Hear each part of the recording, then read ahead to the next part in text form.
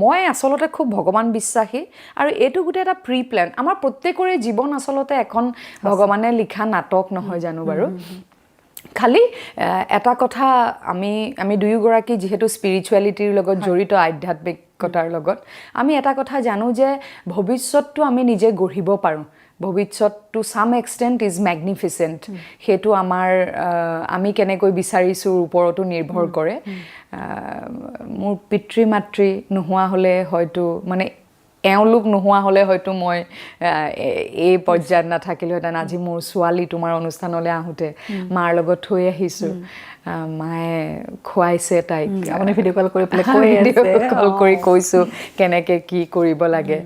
গতিকে এইটো এটা সাংঘাতিক ছাপৰ্ট মই অকলে আজি মই অকলে হোৱা নাই এতিয়াতো ইয়াতে অৰিহণা মোৰ স্বামী ভাস্কৰ বৰুৱাৰ আছে মোৰ ননন্দ মীনাক্ষী বৰুৱাৰ আছে ঘৰখন যেনেকৈ যদি ৰাতিপুৱাই কাম আছে তেনেকেই এৰি থৈ গুচি আহোঁ